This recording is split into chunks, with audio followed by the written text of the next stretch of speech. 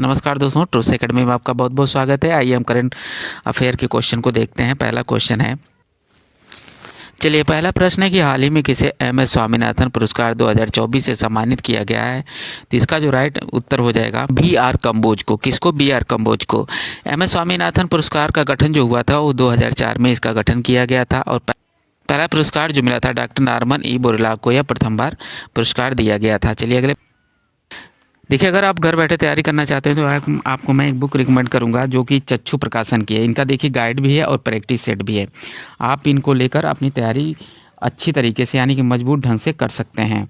ये book offline भी मिल जाएगी, अपने नज़दीकी बुक स्टॉल पे ले सकते हैं। अमेजन फ्लिपकार्ट से भी इनका बुक मंगा सकते हैं। आइए इनके क्वेश्चन पे हम एक बार बुक का रिव्यू कर लेते हैं। इस बुक में जो है प्रीवियस ईयर का पेपर भी दिया गया है, यानी कि 1, 2, 3, 4, 5 प्रीवियस ईयर पेपर है। देखिए समसामयिकी में इनकी राष्ट्रीय घटनाएं देख लेते हैं। सिद्धारामैया ने मई 2023 में कर्नाटक के मुख्यमंत्री के रूप में अपने दूसरे कार्यकाल के लिए शपथ ली है। डी.के. शिव कुमार को उप मुख्यमंत्री के रूप में शपथ दिलाई गई है।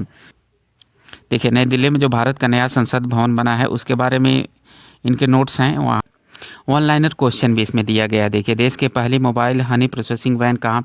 सिरोरा गांव गाजियाबाद में है। भारत इस बुक में जो दिया गया क्वेश्चन है कि भारत सरकार ने यूक्रेन में फंसे भारतीय नागरिकों को बचाने के लिए कौन सा ऑपरेशन चलाया है? तो ऑपरेशन गंगा चलाया। कौन सा operation? Operation Ganga. Option B इसका राइट आंसर हो जाता है इसमें है।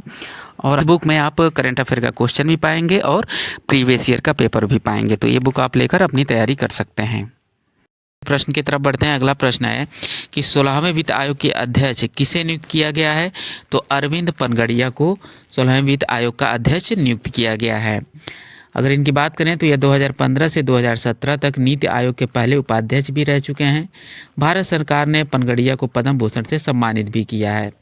यह एशिया विकास बैंक के मुख्य अर्थशास्त्री के रूप में इन्होंने काम भी किया है। G20 मीटिंग के दौरान इन्होंने भारत के शेरपा के रूप में काम किया है। अगले प्रश्न की तरफ बढ़ते हैं। अगला, हाल ही में हिमाचल प्रदेश के किस समुदाय को अनुसूचित जनजाति का दर्जा मिला है? तो हाटी समुदाय को। हाटी समुदाय को हिमाचल प्रदेश में अनुसूचित जनजाति का दर्जा मिला है। अगले प्रश्न की तरफ बढ़ते हैं। अगला प्रश्न है कि किस देश ने वर्ष 2024 के लिए ब्रिक्स के अध्यक्ष के रूप में कार्यकाल शुरू किया है? तो रूस ने किया है। किसने किया है? रूस ने किया है। देखिए ब्रिक्स में कितने देश हैं? ब्राज़ील, रूस, भारत, चीन और दक्षिण अफ्रीका। 15वां ब्रिक्स शिखर सम्मेलन अगस्त 2023 में दक्षिण अफ्रीका के जोहानसबर्ग में आयोजित किया गया था।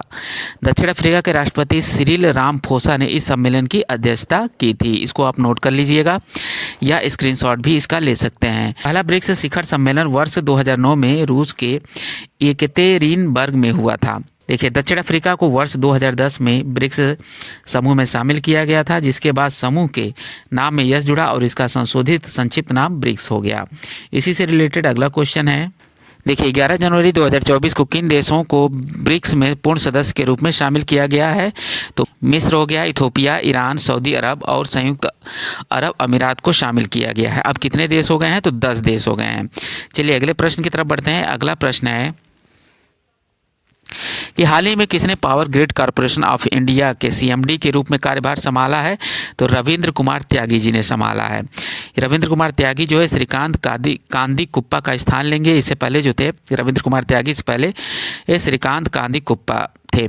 और प्रश्न है कि चीन के नए रक्षा मंत्री के रूप में किसे नियुक्त किया गया है?